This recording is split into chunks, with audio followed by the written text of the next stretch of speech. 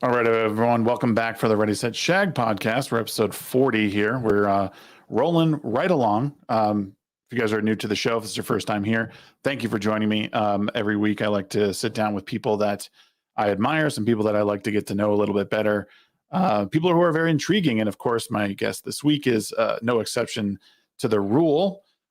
We have Mr. Dick Masterson with us today. How you doing, man? What's up, man? How's it going? It's That was an intense countdown. I've heard that. I've heard it's like they're just like waiting for something big to happen at the end, and then it's just my face. I was like, am I on the hot seat? Is this like a Chris Hansen style interview? This is crazy. Right. Does it look like I'm drinking piss? Look at this. Does it look from your... I always make these Lynchburg lemonades when I'm out of soda, and the lemonade just makes it look like I'm drinking old Ricky's piss jugs or something. I'm not drinking piss, if anyone thinks that. Well, thank you. I was actually, there was some random TikTok video. I think it was like one of those fake health gurus that like had aged piss in a jar. He's like, oh, this is really good for your skin. And he was wiping out and he was chugging. I don't know, man. Dude, I don't know where I we're saw at. that and I got rid of it because I knew I would throw up if I watched that shit. That's Yeah. fucking gross. It's wild. It's the day and age we live in right now. It's just like, you don't even know if anything's real anymore. Like, yeah. But even if it's not real, someone in India is doing that. You know it. right. Well, this was an American dude. It wasn't even an Indian guy. Like, maybe I'd understand if it was someone that was like hard up for some like water. Should we start that? Should we push like the piss drinking to get like stupid people to do it? Like I think so. Get it like it's like a miracle youth cure for women and whatever for vegans or something. I don't know.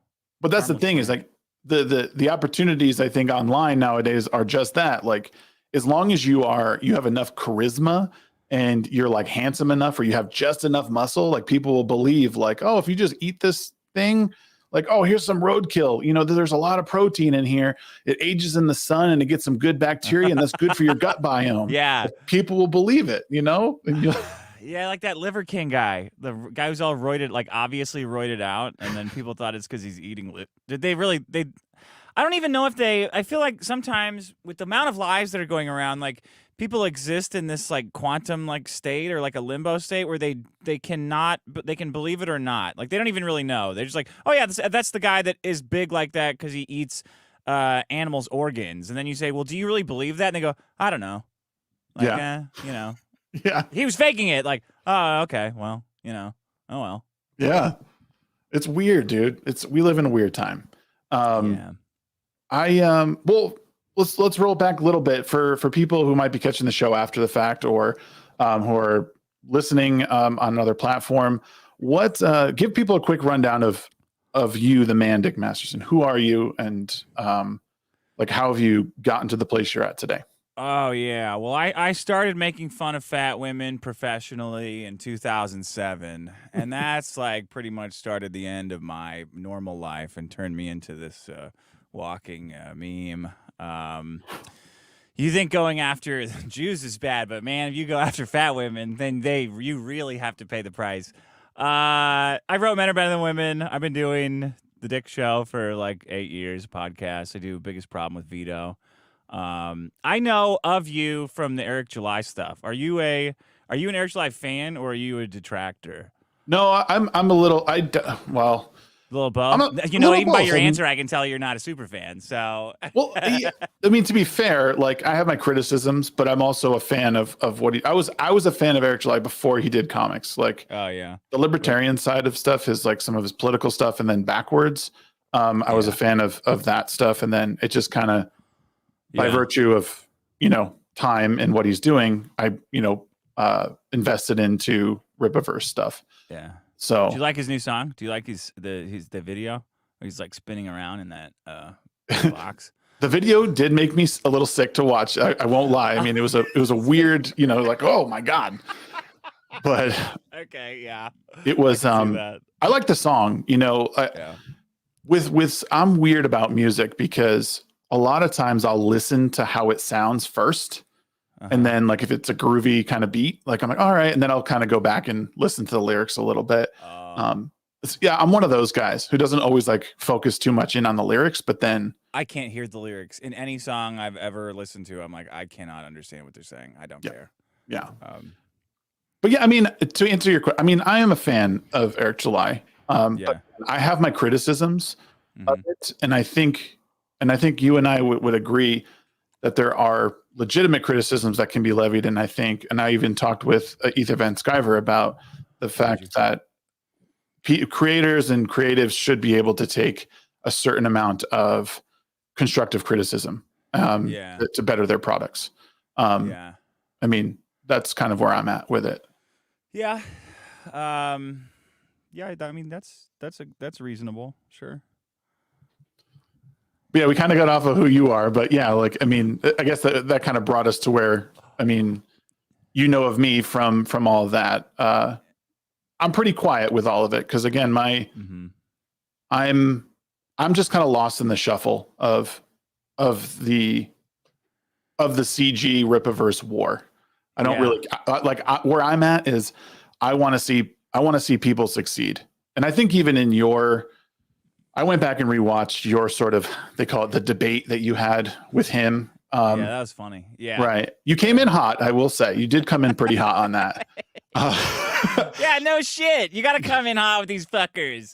Otherwise, they all just, it's like, it's like they all get the shields around each other, right? And you gotta make people with bigger audiences, you gotta fuck with them hard to start putting them on their heels and tripping them up. Like, you absolutely have to. If you're coming at anybody, you have to go as hard as fucking possible online, especially when they're that big. But yeah, definitely. And I'm kind of a hot guy. You know, I come in hot a lot. You do. But I think that isn't that kind of your thing, though? Like, that's like that thing is called a personality. Yeah, that's kind of my personality. Right. Yeah. Well, yeah. The one part of it I didn't see a lot of times, or that I hadn't seen in the past, was a couple of times you had basically said, "I'm sorry." Like you basically apologized for how you had come into it and how you had kind of put you attacked his business first, and then you didn't walk it back. You basically said, "Hey man, I'm sorry I came in like that. I want to see you succeed. I want to see you get better, but these are my criticisms, et cetera, et cetera." And I was like, well, I didn't see that part. That's interesting. Like, why aren't we talking about that? Because I mean, you could levy criticisms against you that you came in too hot and that you were doing, maybe you're unfair, but there's also that part of it where it's like, well, he's not a complete dick. Like he did apologize, like in front of. Hey, I thought I was pretty generous, or I thought I was pretty, civil with my criticisms before I got called the N-word, a couple times, and a crack smoker. So I'm like, all right, that was a pretty milquetoast criticism. If we're gonna do blood sport shit, that's fine. I like doing that too. Right. Let's do it. I don't know. There's been a lot said about the nature of criticism, like the intent behind criticism, and from the point of view of someone that's been like a really aggressive and mean-spirited critic their whole life, and who's also been the target of mean-spirited and cruel criticism, like I just think it's all bullshit. You can say whatever you want about people's product or their content or their comedy or their, whatever they're doing with their life in general. They can either take it or leave it. I think it's when you start roping in like people's intentions and who they are that's saying this, the way they're delivering it to you, it just seems like deflection and bullshit to me. But it's a popular thing to say, and it feels good to say. Like, let's all whoa, you can't criticize me like that. You got to be more respectful. But fuck it. Like, we're not in business together here. We don't have a relationship here that we need to preserve. Yeah. Right. Well, you think people have trouble separating like in your criticism of it, like I've watched your sort of breakdown of you guys going through what you thought was off about the comic. If I saw one in particular, like people have trouble separating that criticism from, hee ha ha, Eric July this or that, like it's like that, you know what I mean? Because I understand what it is you're doing. They said your personality is this sort of like kind of, it's to kind of go for the throat, and that it is what it is. But you have to look at, okay, well, what are the actual criticisms of, hey, there's no hook here. Hey, what's his motivation? Hey, X, Y, Z. I could take that. criticism is criticism at the end of the day, and it could make your product better or it could make it worse. And you can weigh that against what I think of you or whoever is giving the criticism. If I think your criticism is valid, well, I might take it a little bit more. If I think it's a little off, or maybe I'm hearing that sentiment from many people, and it's something I have to look back on. But people get too up in their emotions nowadays, and they think, oh shit, well, someone just made fun of me and someone called me a bad name. I can't take that. We made how much money? It's got to be great. I think that's it's an interesting. The whole like independent scene of anything is interesting because everybody's an island onto themselves. So having these it almost incentivizes people to lie about their friends and about people in their social circle, because there is this impending there's just this feeling of impending dread and doom where if something sucks, like you probably won't get that $1 million next time, which doesn't exist in Hollywood. Everyone's trying to build their own Hollywood, but they're kind of missing a lot of the structure in Hollywood that makes it good at occasionally making something good. They make a lot of shit, but all those people are trying their best. Some of those people have made amazing good shit before. It's just hard to do every time. There's something at every level that can mess up and fuck up the whole project. So, for example, in Hollywood, if you mess up, you get another chance. Like, there's not this feeling of like with Vito or Eric or these other crowdfunding guys. Like, this is it. This is my one shot. If I'm known as like the guy that makes 3D rendered comics and they have no story, I'm not. That's the end of me. And that kind of that desperation to succeed in the face of reality does not exist in Hollywood, in my opinion, which kind of encourages people to lie and cover up and gaslight their audience into saying, and with things like, no, it's not 3D rendered, it's not a 3D rendered comic at all, and actually that's actually a good thing when it's obviously not. Like, there's a ton of problems with it. But that's why I think you see a lot of that in the indie space. Yeah, I mean, I guess so. No one's when it comes to 3D rendering stuff. Like, has it come out, or has it been said that it's absolutely not 3D rendered stuff from him, or is everyone assuming that, or is he just staying quiet about it and not saying one way or the other? Because, I mean, well, here's my thing about it. If he's lying about the 3D assets, I think that's wrong. Mm-hmm. When I go back and I look at a lot of comics, that I've read, I look at most of what's going on in the comic is in the foreground. The background is generally empty or noiseless. Like, it's pretty. I mean, in the similar way that these backgrounds, they don't look great. Let's put it that way. I don't know if they're 3D assets or not, but they're certainly very, very basic. Do you read a lot of comics? Is that what is? I don't read a lot. I read an average amount. I've read an average amount that I, okay. So, but like, I just went back to look again, like, these don't look great, like the background's kind of, again, it's plain. It looks a little hollow. Again, it's one of my criticisms. Like the world that's presented seems a bit lifeless at times. Yeah. Which I thought maybe could improve on future issues. You talking about ISOM or in general? In ISOM. Yeah. But like, looking at other comics, I thought, well, the backgrounds in a lot of these there's not a whole lot of like stuff going on, and they do look kind of plain at times. So maybe that was the idea, is like, we'll skimp there and then we'll just kind of make, but I mean, I don't know if you have heard him say for sure that they are not 3D assets or not. It's tough to, I don't have a memory of every denial and deflection that's been over the last years. Yeah. It may surprise people. I don't pay that close attention to it. I believe Eric at first said there's no 3D rendering of any sort. Then he said it was tracing, and then it turned into the 3D rendering meme. Oh. But and then it became like, oh, they use 3D assets for video games and manga, and it's like, yeah. The point is that the comic feels lifeless. That there's characters on the page with their eyes shut, and you don't know why. Like, I remember reading it for the first time, going, why is everyone like looking like Stevie Wonder? Like, they have their eyes shut when they're angry. They have no facial expression. Like, you should be able to read a comic I'm not like I don't read a million comics, but I remember reading them. You should be able to see what's going on just without the words, just looking at their Right. face. And Yep. I'm looking at this, and it looks like store mannequins that are like painted over in paint shop, you know, in MS Paint. Mhm. And it wasn't until somebody found out that they're all just renders taken off of 3D Warehouse and put in a scene, and then put a color palette on, that it started to make sense. That like, oh, okay.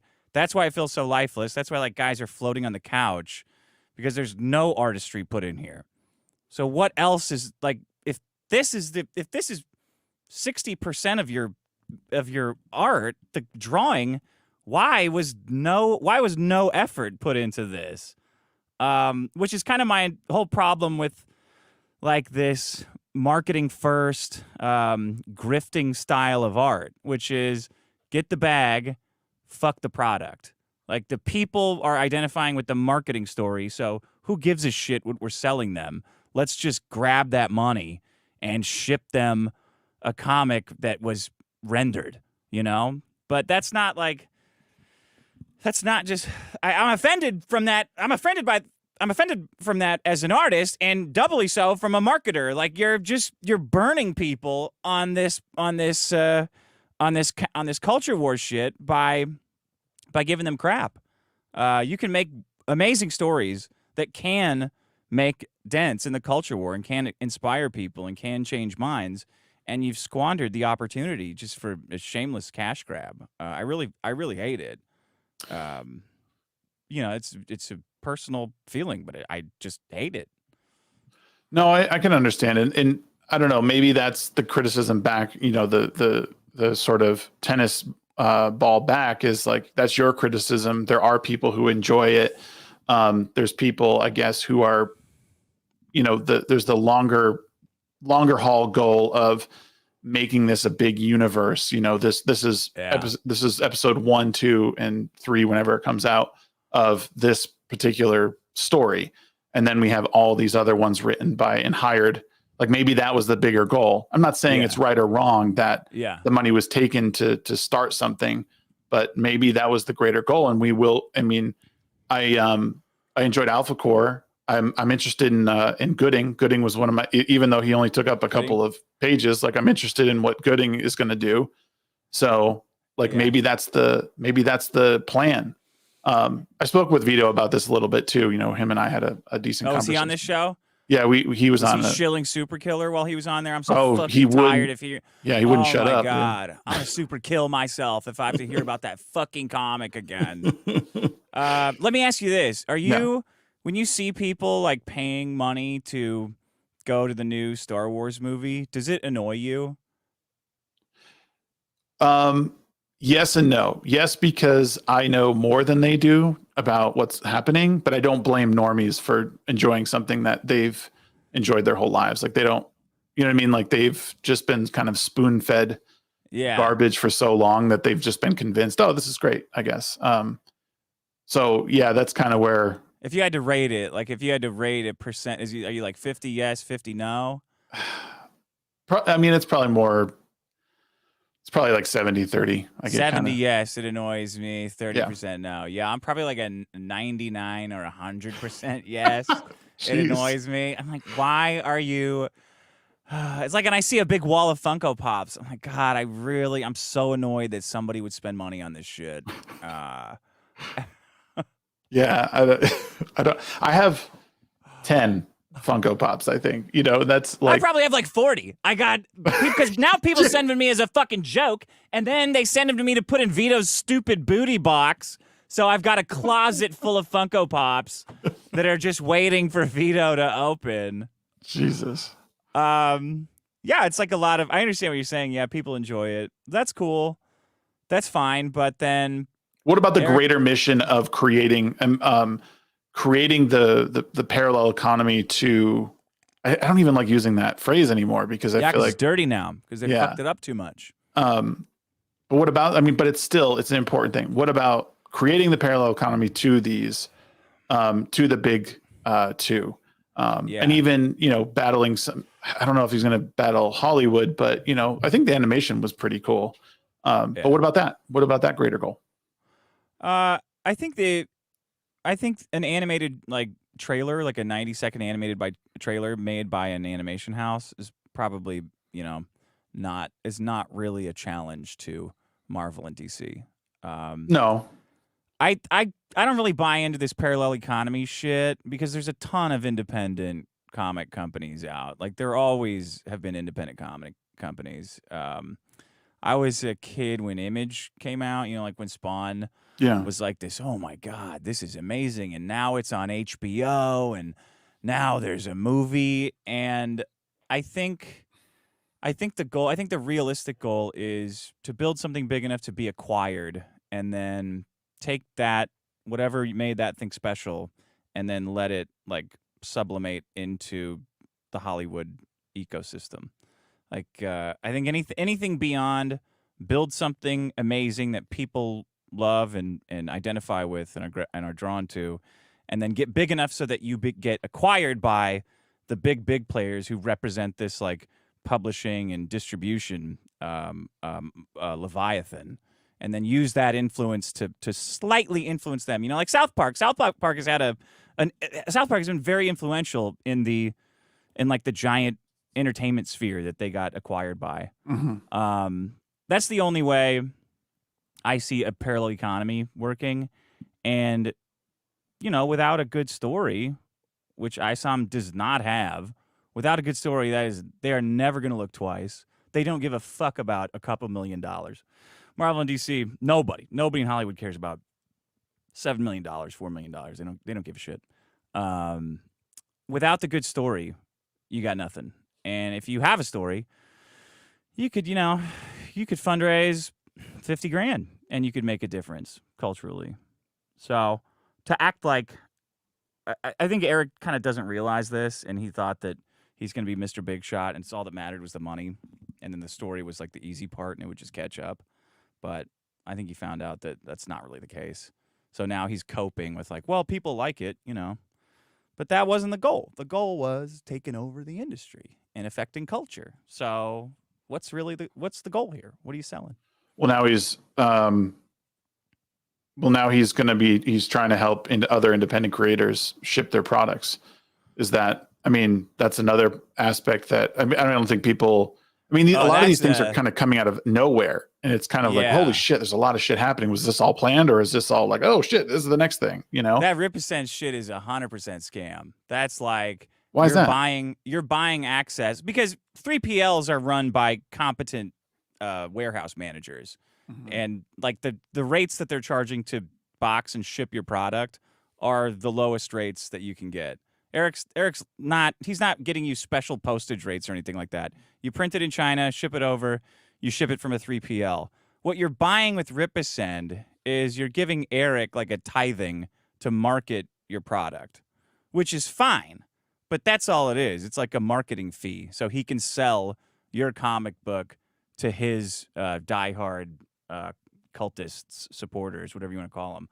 I don't think another 3PL is what is going to win the culture war either. You got a warehouse and a bunch of, you get a warehouse in Pacoima, fill it up grab a bunch of Mexicans at Home Depot, boom, you got Rippercent. Like there's nothing to it other than him shilling it on his YouTube channel, which is failing and fast because his audience is sick of this shit. Do you think Rippercent do you think it's a novel idea? I didn't know what to think of it because like the way I think of stuff is that you don't want to get too big too fast. That's like you need to be good at like, one thing. What like you have your core of your business, be really great at that, and then you start the concentric circles outside of that to start being able to build vertically. And I didn't. And just to be honest, I didn't. It seemed early to do something like that. It seems like between 1 and 2. I saw 1 and 2 and Alpha Core. They really stepped up to see in their shipping and like the competency there. But it didn't seem like they were quite ready to do hey, we're going to start doing it for everybody. Send us Isn't your it stuff. odd though? Have you shipped a lot of stuff? Like, have you ever worked with a warehouse fulfillment company or a 3PL? No, I Man, know it's not fun. well, it's a job. Yeah. It's very. They will fuck up, but they're very competent. Like all these little fulfillment houses will fulfill for Amazon all day. ShipBob does it. There's like a bunch of warehouses where their only function is to fulfill your products, and they're competing with other warehouses who similarly only fulfill products. And every day they're like trying to chisel each other down to the very lowest price.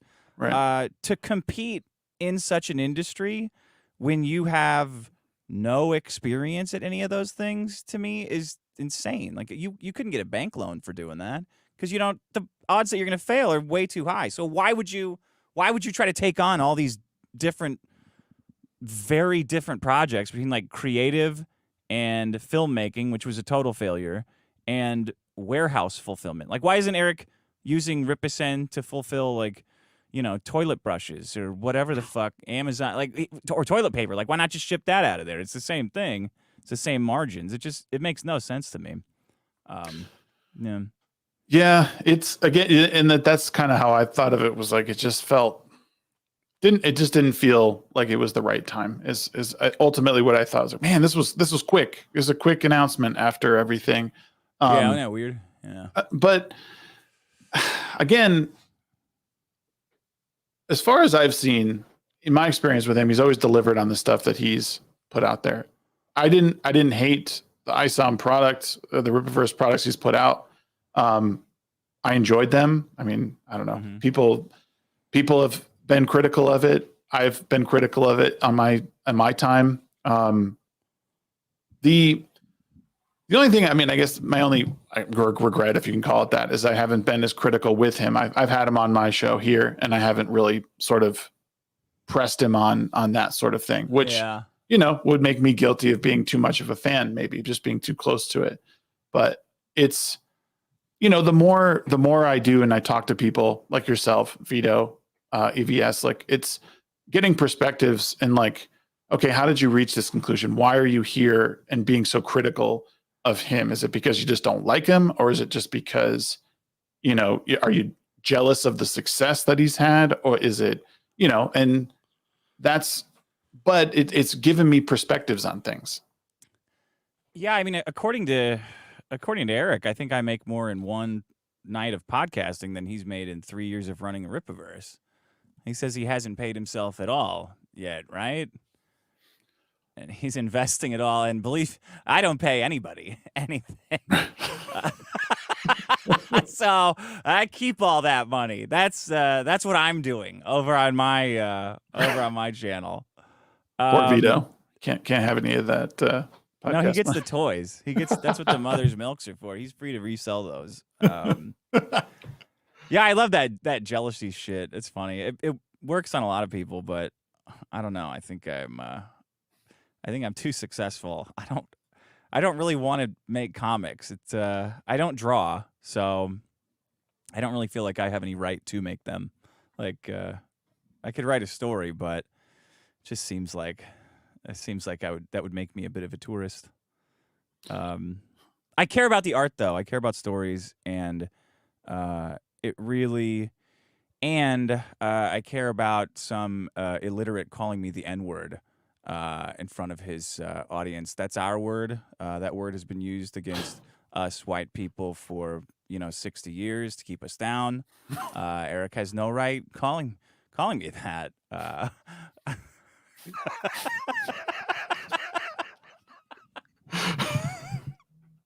See, this is the problem with the internet, man. Yeah. Because I know in like real life, like most people would get on with you and get along with you and have a good fucking time. But like the impression that like everyone that I talk to is like, fuck that guy. Like most of the people that are normally here are not here, or they're not saying a goddamn thing.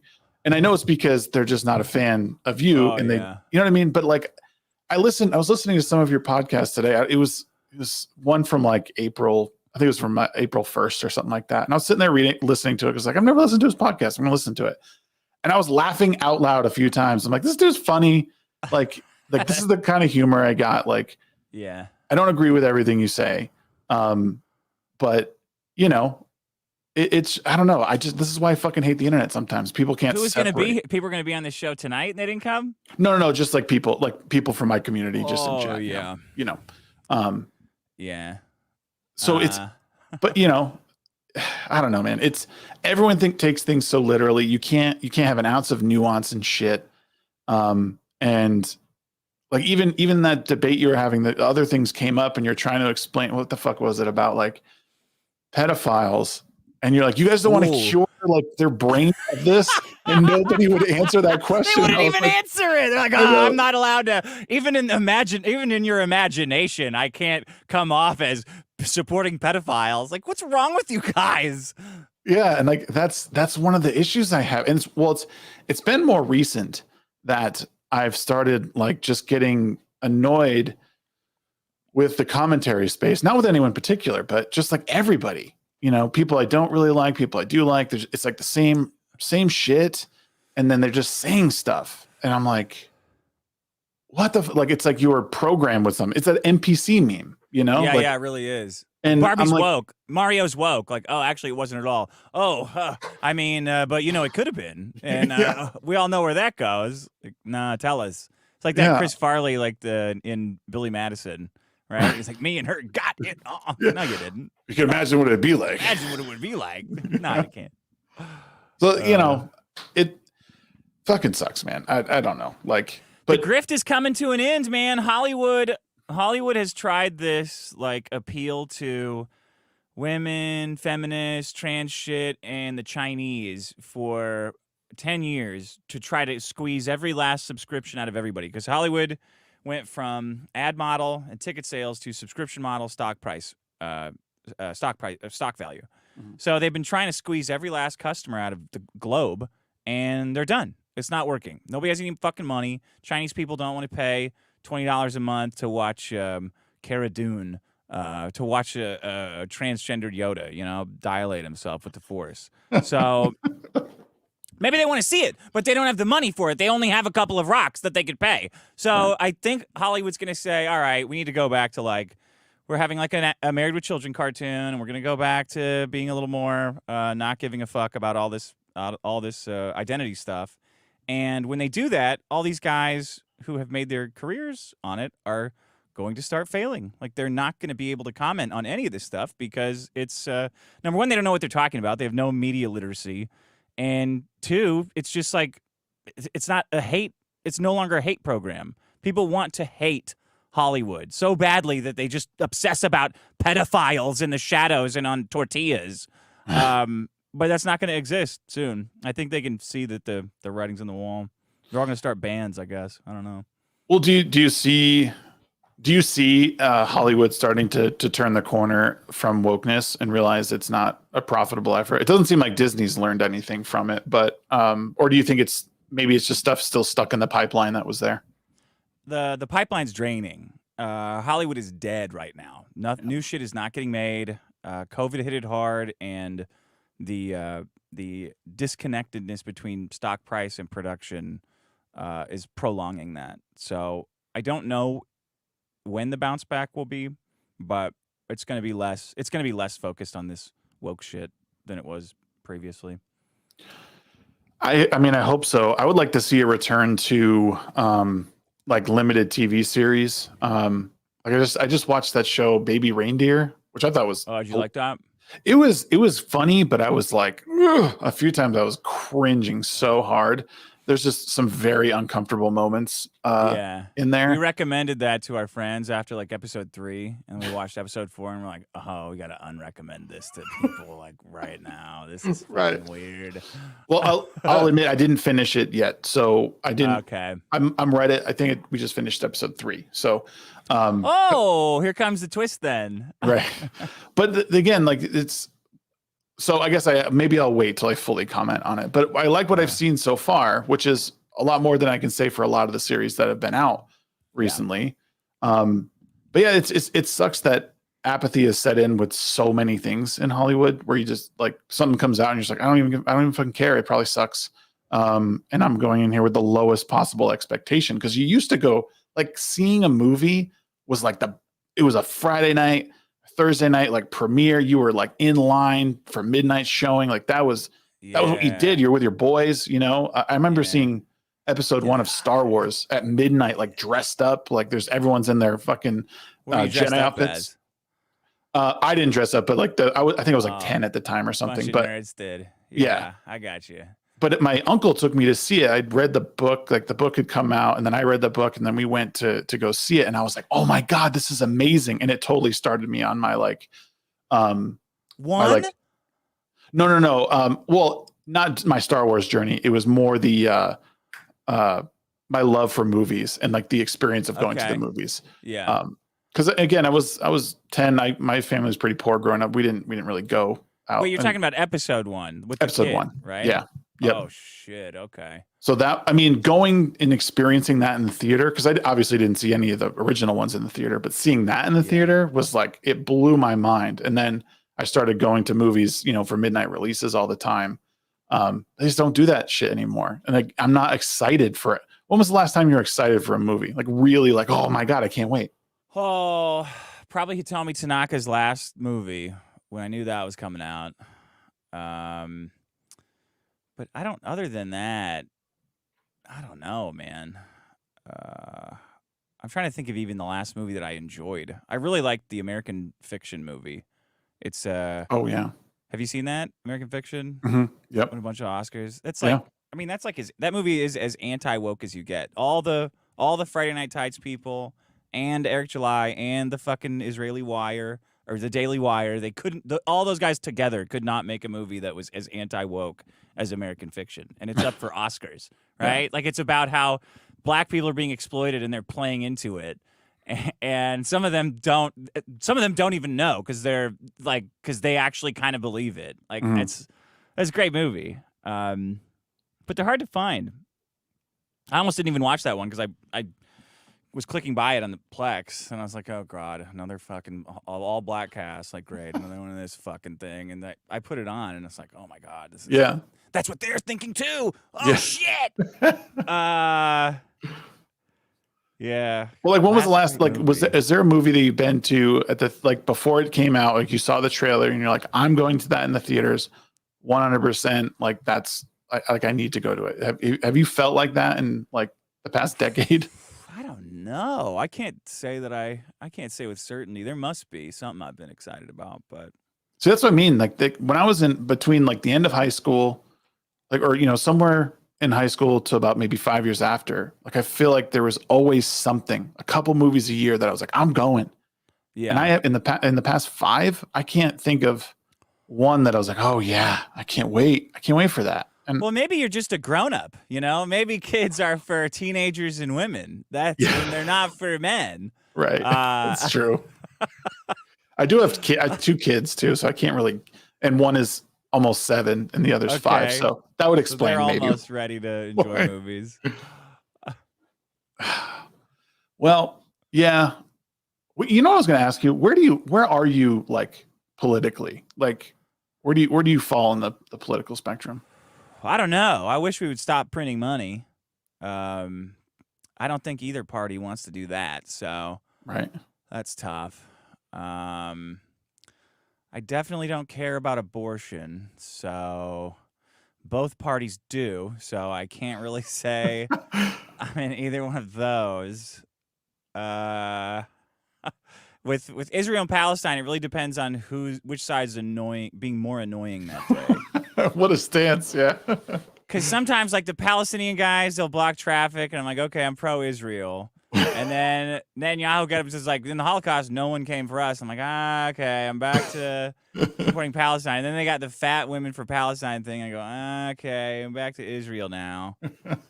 I don't know. Probably more conservative, but it's just because of they have there's this idea that conservatives, like, want to leave people alone, which I know is a lie because I remember how they were in the 80s and 90s.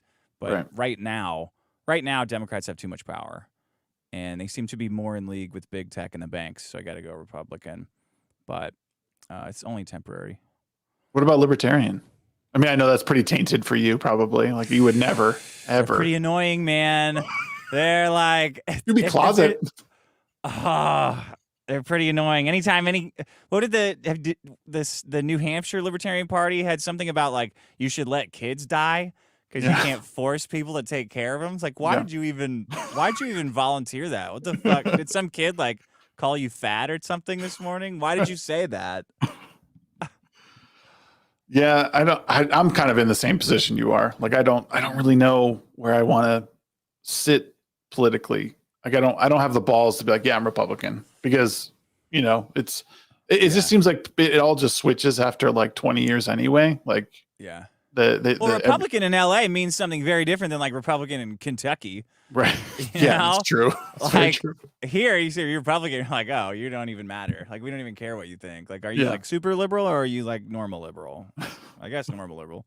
But it's a big country. Those words don't really mean anything, I think, across state lines.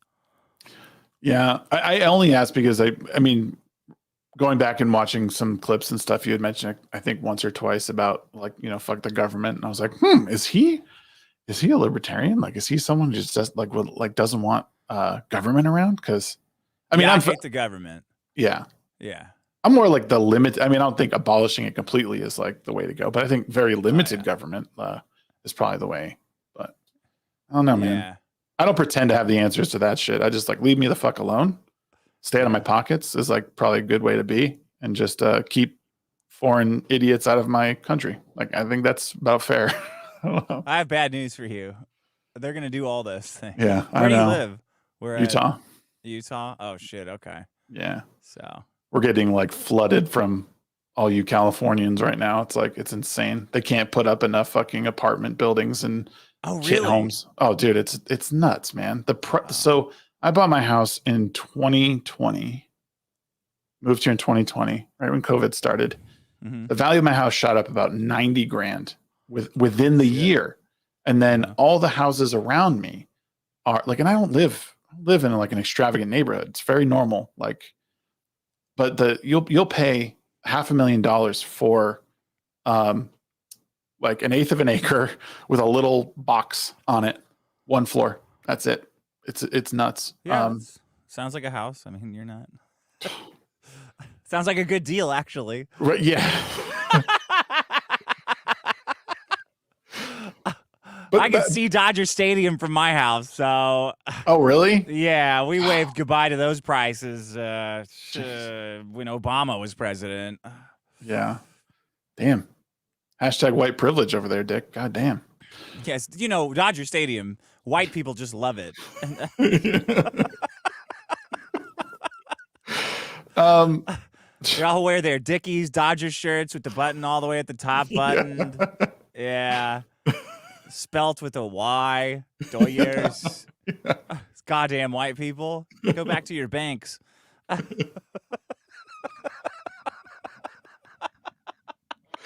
Oh, fuck, dude. So explain. So this, you're this is obviously old news, but you were on Dr. Phil. Was it 2005? 2007. Yeah. Sorry. Yeah. And were you essentially playing a character? Is that essentially like what you've like? Is this where Dick Masterson was born? Was on that show? Because I mean, from what you had said, it sounds like you were playing a character, and you were pretty much put with a bunch of people who weren't playing characters as being like real woman haters. Yeah, I was playing a character because actually I hate women a lot more. I don't think it's funny. I wrote this stupid website called menarbetterthanwomen.com. I registered the site at some computer convention in like 2000 when they dropped the price of domain names to like $15 from like $10,000, whatever they were. Mm-hmm. So we went around the office and everybody just tried to register the most offensive domain name they could. And I got that one, menarbetterthanwomen.com. Just had it forever as a joke. And I started writing articles on it where the point was, no matter what it is, women are fucking it up and women are stupid and it's women's fault.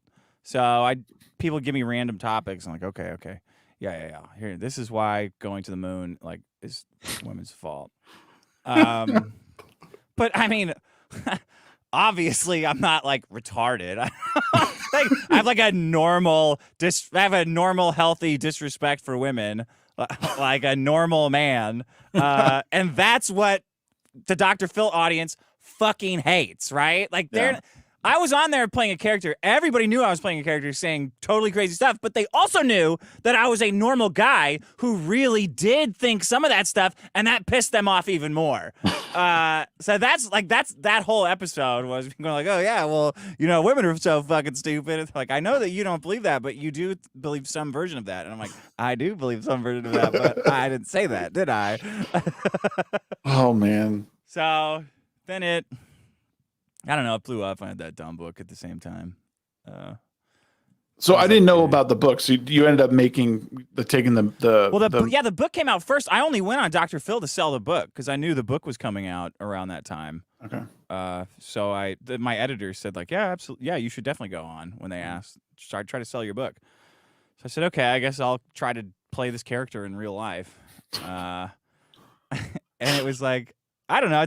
It was in the early days of the internet, so it was one of the first like viral videos, I guess, of the early internet. It's great. My man my boy Meatspin posted it on 4chan, and then my book was like top 280th or something in the world that day. Dang. Came out on the same day. Yeah, it was cool. Many women were upset that day, I can tell you that. I can imagine. I'm sure there wasn't a lot of women lining up to get their book signed. But Dr. Phil agrees with me now. Now he's going on the tour saying like, oh yeah, all this identity politics stuff is fucked. And I'm like, yeah, what do you think I was talking about, Phil? Like, what do you think my point was with all this? Feminism is retarded. Men and women are different. Men are better at a lot of shit. And you can't just say they're equal and have good things happen to the world. Good things will not happen. Bad things will happen. And he said, you're going to regret all this someday. I'm like, man, even not in a fucking character, I'm not going to regret this. Are you fucking... You're going to regret this, bitch. Sure enough. Has the character or the your online personality, has that ever affected your like day-to-day, your real life? Or is everyone aware of what you do? And fucking Maddox sued me and everybody I know for $380 million. It's like totally fucked up every part of my life. Fucking sucks. I mean, it's awesome. It's worth it because it's funny. And because like I'm driving Nick Fuentes to lunch of all people. Nick Fuentes has an emergency.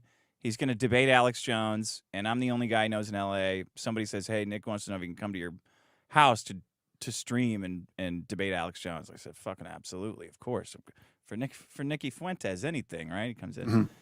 So afterwards, I say, hey, let's go get some lunch, and then you go on your way, right? You don't want to hang out with old man. And we're driving to lunch. He goes, your thing on Dr. Phil like really like red pilled me on women. That's like the first time I ever heard anything like that. And I was like, buddy, that's what it's all worth. That's what I'm doing. That's what I want to hear. It's all worth it. All this shit you're responsible for the monster. You. That's what I need to keep going. That's the point of the art. Is connecting across time with similar thinking people. So, yeah, it's had an effect on my life. It's impossible to extricate. It's like piss in a pool. You can't take it out. It's just got to drain it. Yeah, I mean, it's wild to hear you like talk about like, again, someone being on the outside, not really knowing much of the lore on it and just hearing about it hearsay, like being able to laugh off was it $380 million lawsuit? Like that takes a certain kind of, I don't know. Insane person. Yeah. Yeah. Maybe that's it, man. Maybe. Yeah. Yeah. Like, I don't know. Is this what you saw yourself doing? Is this like where you saw yourself in life, 20 years ago? Or was it like, hey, I'm going to write a book. I'm going to be stupid, or I'm going to try and act and be in Hollywood. Like what was it? I thought I would just be doing computer stuff forever. I don't know. I never really thought about it. And this all just fell in your lap. Yeah, pretty much. The book, because of that stupid website. Well, the book they asked, and then, I met Maddox, and that turned into a show, and then he tried to, kill me, and that didn't work. And then it's like this never-ending parade of people trying to fuck with me and fucking up, and then the show gets bigger. I don't know. That seems to be the formula. So I'm always on the lookout for someone else to wind up to it's fucking exploding and having a big tantrum because nobody's ever told them no before. Yeah, that does seem to be something, without naming names, where, like people just haven't been told no. And when someone finally like pushes back, it's like it's a totally an affront to them, like they've made their entire personality about this thing.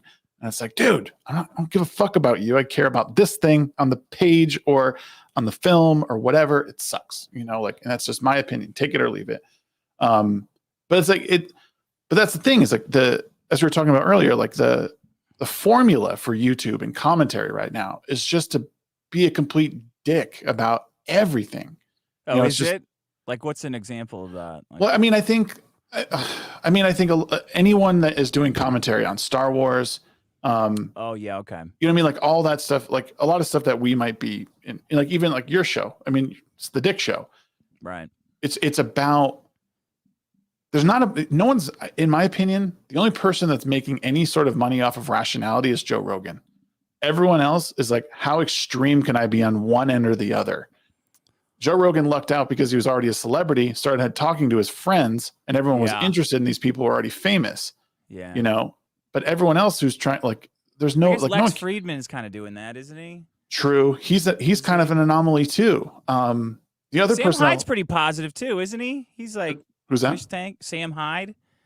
Fish Tank was about like, just silly stuff, bringing people together. It was almost, too positive. Yeah. In some ways. Yeah, it's just I don't know. Maybe it's just I'm in too like shallow of a pool right now, and like the things I see, I'm just like, I'm so disappointed. There's so much cooler shit out there. There's so much more than just outrage on stuff. There's deeper. Yeah. Lex doesn't suck, Krabby Patty. Get the fuck out of here. Lex is good.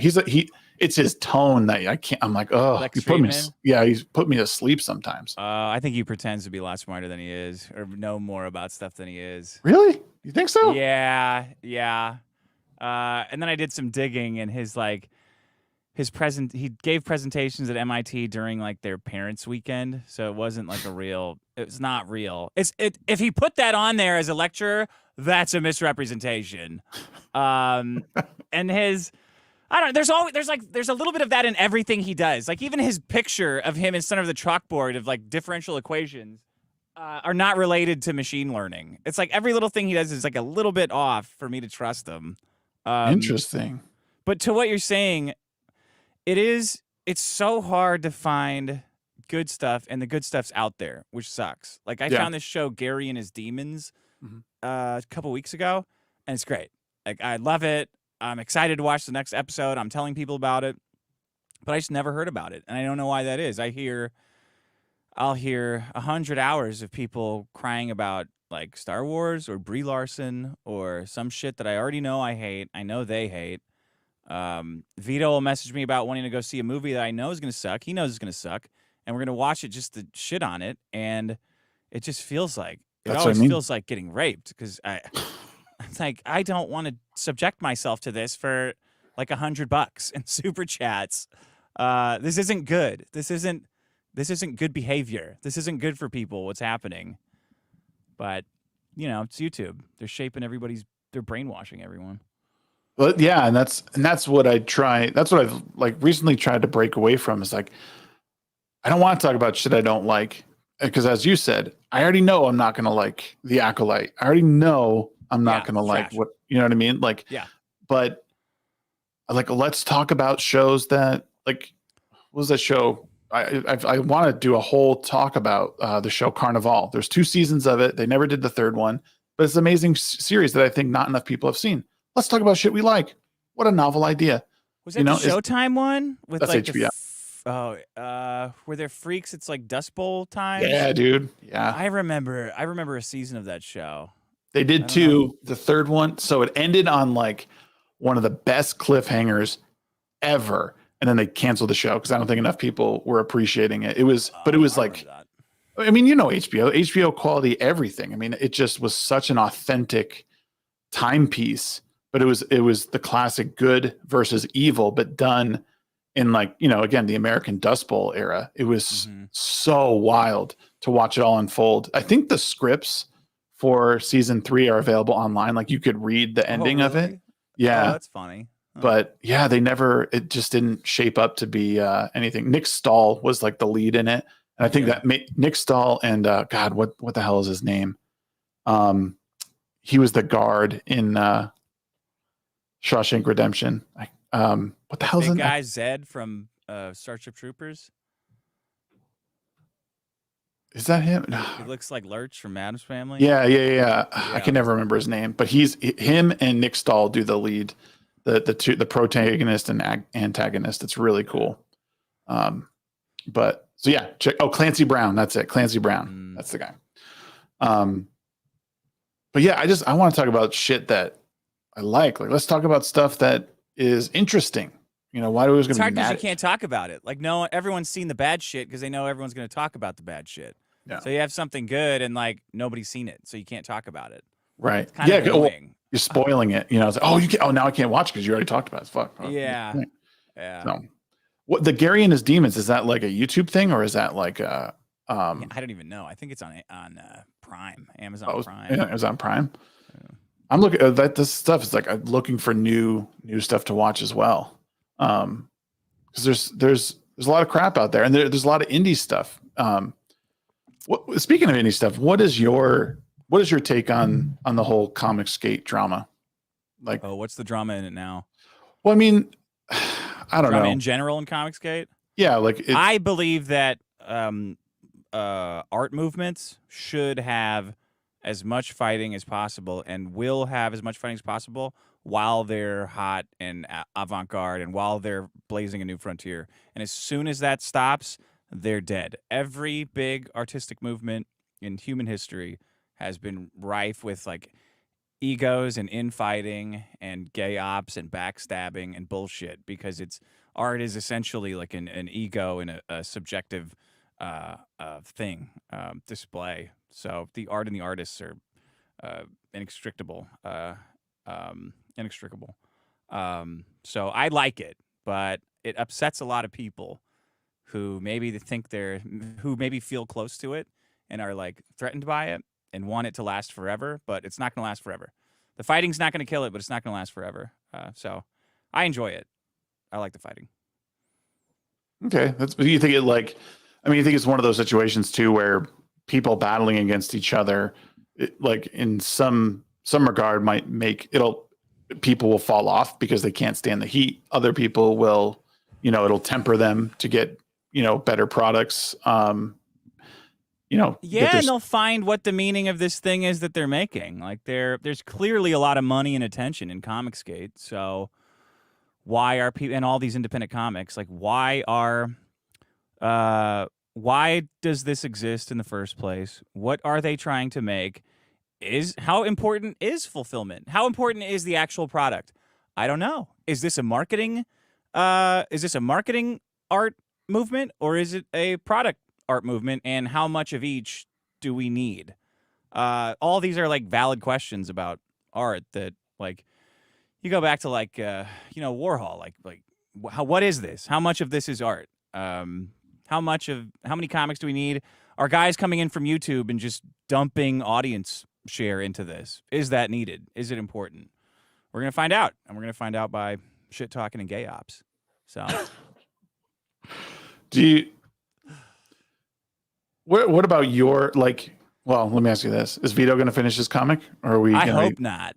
I really hope not. No, nothing that he makes at this point could possibly live up to what he's been promising. His ass has been writing checks that no comic artist in the world could possibly cash in. it's gonna be funny when it comes out. I hope that he hits 1, 2, 3 like in quick succession. Like, you know, I don't know, 4 months between the second and third issue. He fucking better. But yeah, it's gonna be fun. And I guess the other question I want to ask you is, are you gonna like is it worth it to criticize Vito in the same respect that you did Eric July, or is it, or are you guys too buddy for, or would that actually help you kind of rip him apart a little bit, just as you did with Eric? Well, you know, I don't even think I ripped apart ISOM. Like, I think if you go back and read even the notes that I like my read along notes that are mostly very lighthearted jabs and jokes, if anything, I think that you might be able to say that some of those were like slightly disrespectful, but not really. Not now looking back, it seems very tame by comparison. But the overall story notes and structure notes, I think, were just dead on. I don't think even Eric disputes those. I think it would be impossible to, because they're all like just basics out of storytelling book, story structure book. For Vito, for Vito, number one, I've already read his story like twice and given him notes, and he was just as argumentative as Eric was about all the notes I gave. Really? Of course, everyone is. That's what Eric doesn't get. Every single person responds to notes the way he did, which is acting like a jackass. But when you're making when you've made $4 million off of it, you should endeavor to carry yourself with a bit more professionalism. Like, everybody's first story, they will react like you're killing their baby when you say like, well, this doesn't work, this doesn't make sense. Like, yeah, you need to have like a climax, and you know, you've written a lot of jokes like for yourself in this, which is not good. Everybody reacts like that. He just decided to do it publicly and for no reason, and to do it with the N-word. But with Vito's, I'll easily be more mean and more thorough with Vito's, because number one, it is a fleshed out story, so there's more to criticize, and number two, it's just, you know, funnier to be meaner to Vito. Right. Yeah, that's true. It is funny to be mean to him. Yeah.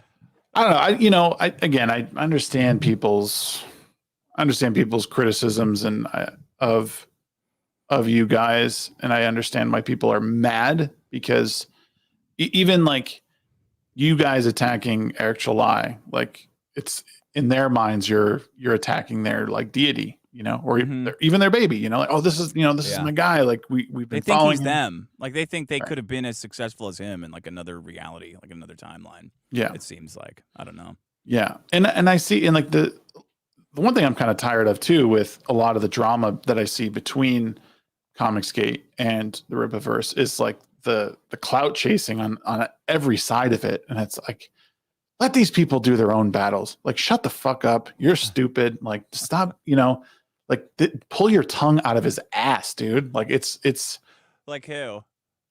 I couldn't even tell you. It's like Twitter shit. You know, like I couldn't tell you their names, but like it's Twitter shit that I see, and I'm like, yeah. Like, seriously, get your tongue out of their ass, because they don't care. They don't even know you're there. And it's just annoying. Like, I just let everyone work on their shit. Let you make your videos on your on what he should change, and be done with it. Don't like him, fine. Don't watch him. End of story. But I don't know, man. I'm too old at this point. I don't know how old you are, but I'm too old. 43. 43? Yeah. Oh. Okay, I'm 38. I'm gonna be 39 in a couple weeks. So like, I'm just too old at this point to be stuck in a lot of this drama and feel like I have to be like on one team or the other.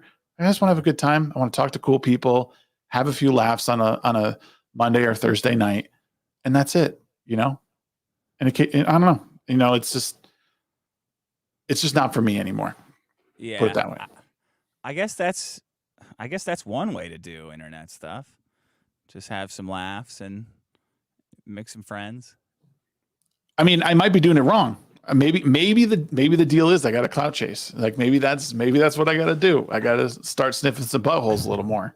There's a lot of it, man, and like these people are very precious with their alliances. Like, I didn't see that after the Eric July stuff. I was like, oh man, you guys You have like a whole etiquette and like a series of obligations with a reciprocity of like social obligations. Like this is really fucked. I'm glad I don't have any friends. Like, this is. Well, I would say that's probably one of my problems is that, as someone who's trying to like grow on the platform, who wants to act as some voice of reason at times, like I want to make friends, I don't want to alienate the people the friends that I have made. But, by the same token, like I said, at some point I'm too old to be thinking like that. I should just speak my mind and not worry about whose feelings I might hurt, because the real people at the end of the day stick around and they appreciate the discourse one way or the other. Because again, I like meeting new people. I listen to your podcast. I listen to a bunch of your shows. I'm going to listen to more because you're funny, like it's like I can separate, like, do I agree with everything you say? No. And I don't have to. Like I could disagree with what you say and leave it at that. No, you can't. I don't want you listening to if you disagree with something I say on my show, I don't want you listening. No, that goes for everybody. Right. One thing off. And write me an email about it, like 10 paragraphs at least, about how you've always been such a big fan. Like, blah, blah, blah. How could you? I gave you how many super chats? I gave you my youth. I gave you my youth and you've squandered it. I wasted my youth on you. I could have listened to Joe Rogan this whole time, but I listened to you. Is it weird? Is it bad to admit that you listen to Joe Rogan now? Like, is it, or are people, is it still cool to listen to him? I just don't know how you do it. Like I've tried to listen, or I've been stuck listening to it in somebody's car, and I'm like, I can't follow what he's saying. I don't know why that is. Really? Yeah. Well, have you always listened to him, Joe Rogan? No, I mean, I listened to him quite a bit about 7 years ago. Yeah. Because I had like an hour drive to work. So it was like the perfect thing. I would like drive there and back and be done pretty much with an episode. And then I took a long break as I was sort of coming out of my liberal fog. And you were a liberal. Oh, okay. Well, here's the weird part about it is like once I stepped back, I realized like I was raised and like understood, like I was like pretty much conservative for the most part, but I was like getting poisoned by that like progressive like shit for a couple of years. I was living in Hawaii. So like everyone there is just like super like liberal crazy, Yeah. So I was like slowly getting poisoned. And then when I finally came out of it after Trump was elected, I was like, what the fuck? It was like waking up from like a weird dream.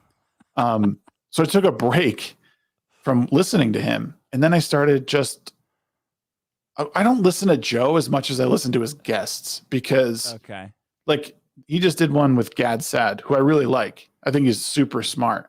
So I liked hearing everything that he said and all the opinions he had on certain things. And they covered a lot of shit. But yeah, like his stuff, I don't necessarily listen to what he's saying because he's more of like a moderator for their thoughts, in my opinion. Like he's just kind of breaking up their topics. Yeah. But I still like it. I still just think, but I feel like now in 2024, if you admit that you listen to Joe Rogan, everyone's like, oh, really? Like you're that guy? I'm like, I guess. Yeah.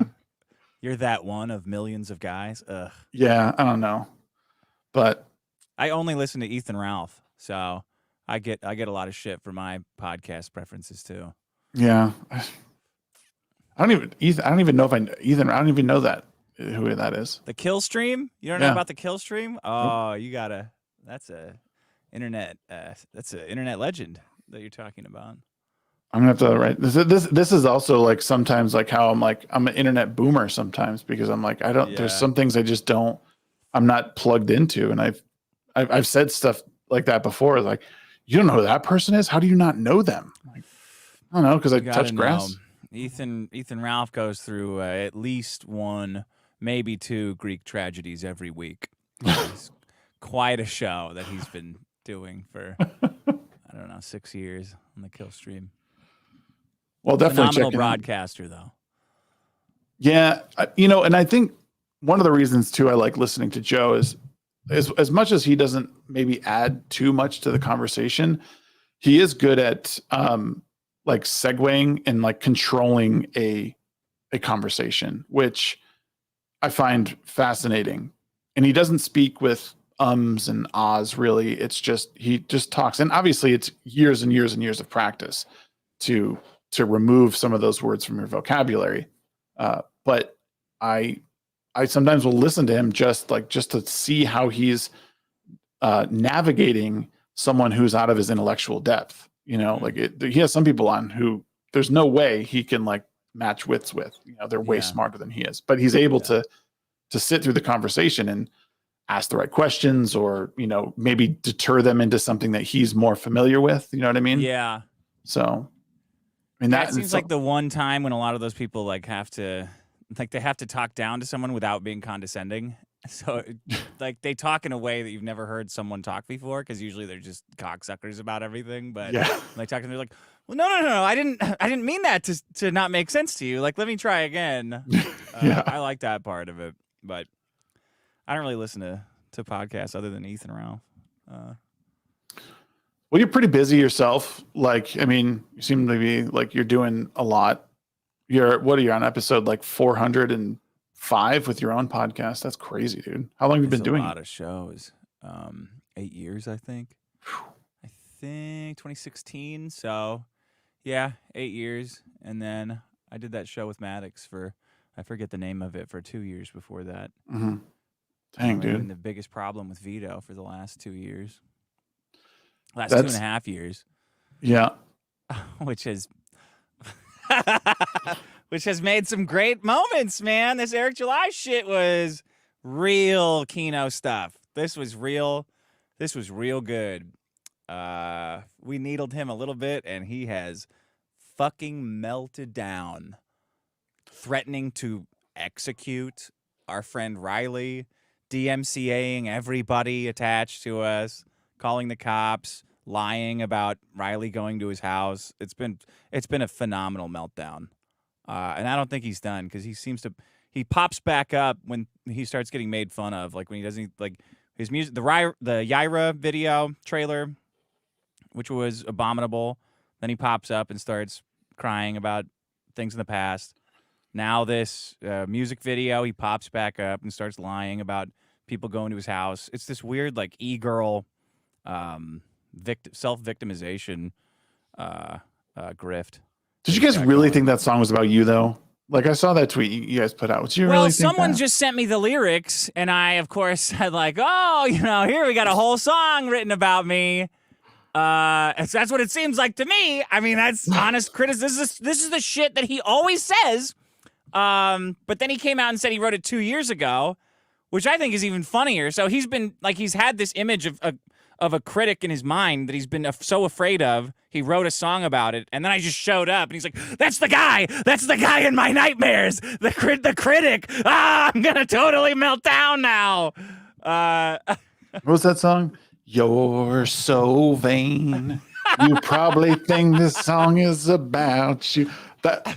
Yeah, I thought it would be if he had just written it, I thought it would have been a funny nod to the criticism. Because I mean, you write what you know, so obviously if he's writing about it, it's about us. But if he wrote it beforehand, it's like pathological. It's so much more interesting, in my opinion. Yeah, I don't know. And I guess that's where too, like, I think if you're right, if it is something that was written in response to you guys, it's like, oh my God, like, I don't know, man. Like, I just, oh my God, man. Yeah, exactly. But I don't know. And I respect the grift though. You guys, I mean, you and Vito are a good pair, and you guys take the piss out of each other. You guys run a solid show. It's entertaining. Like, people like it. So, I mean, I get why. I get why that you would think that song was about you. Or, I think obviously EVS was tagged in that too. Yeah. But did you guys have a falling out? Did you and EVS have a falling out? Or you guys? I don't think so. I hope not. Okay. I don't know. For some reason, I thought someone said that you guys were not on terms, and I was like, People say weird shit about everything. Like they just float around chat room like, oh, did you hear that Dick and Vito are like, stop, they hate each other now, or one of them hates the other one, like trying to get a negative comment out. Vultures. Yeah. I don't know. I will stay out of it as long as I possibly can. I'm sure I'll get shit, and I'm sure people will. I'm sure I've had many people leave I've unsubscribed since we started this conversation, but at some point, I don't really care. Like I'm having a good time. Do you do super chats? What's that on this show? Do you do super chats on this? Yeah, show? I usually do it towards the end, but I was actually gonna shoot over there because we did have a couple come in. I did want to get to those. Koof for $2 says, "Thank you for not killing yourselves." Thanks, Koof. I had a reason to this week too. I'll talk about it on my show.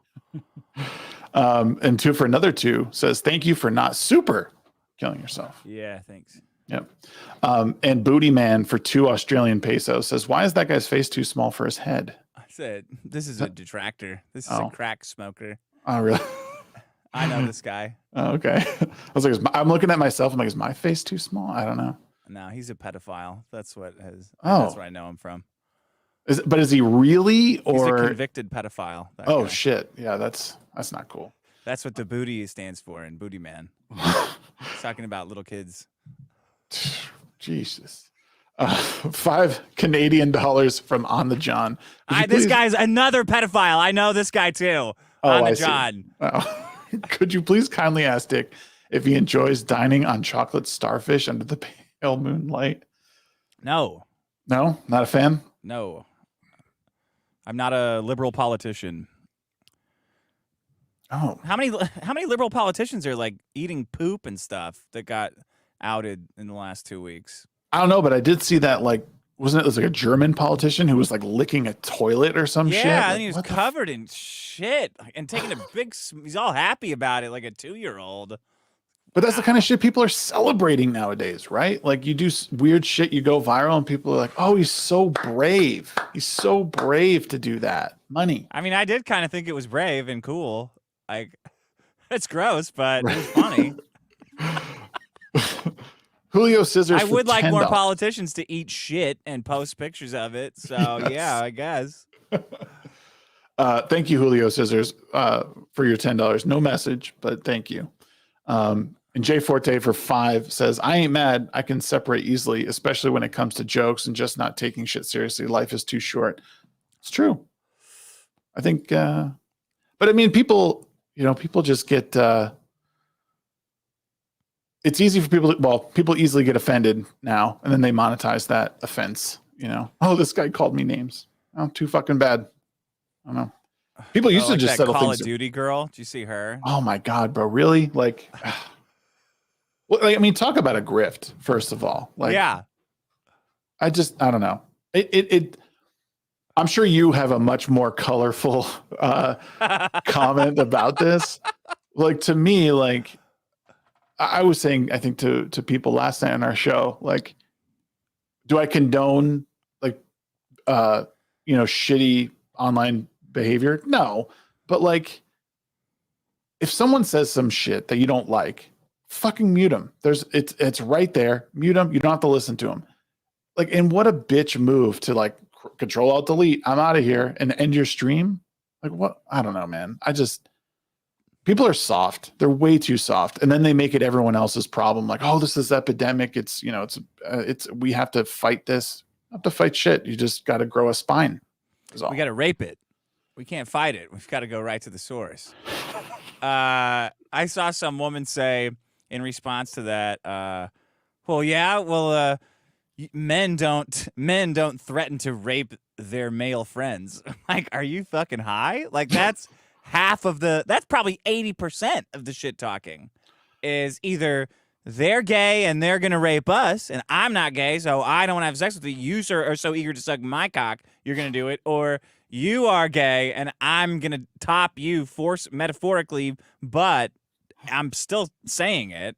I take all that back. Compliments sometimes. Like, there's so much gay shit in like the male bonding world. You can't even, I don't even know how men could bond without threatening or rape each other. I couldn't believe she said that. Like, yeah, you're wrong. We do all the time.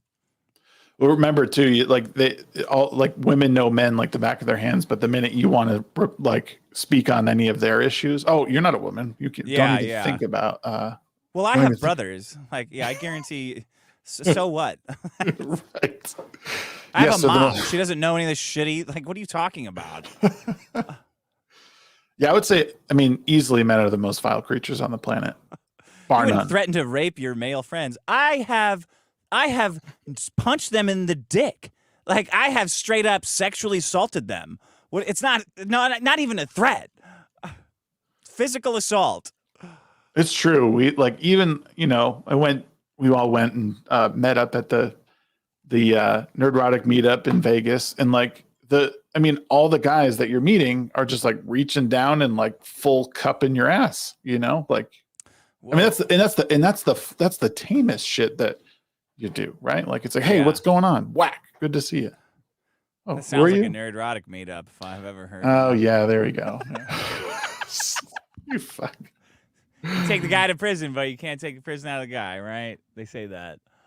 I suppose I've you're heard right. That. Holy shit, dude. Well, listen, man, I have enjoyed this. I said earlier in the show that I appreciate your time. It's been wild. I didn't expect. I don't know if I expected to get the call back from you on wanting to come on, but between you, Ethan, and Vito, you guys have all been very open and cool about coming on. So to that, I'm thankful, because I think people like myself, who happens to be, an Eric July fan, who's not plugged into Comicsgate, having conversations with people that you don't always agree with is a good venture to have. It's a good thing to do. And I know this isn't something this isn't necessarily probably a conversation you would normally have with people. You're more of the performer, the entertainer. So it's I appreciate the time. Yeah, this is the longest I've gone without making fun of fat women, actually.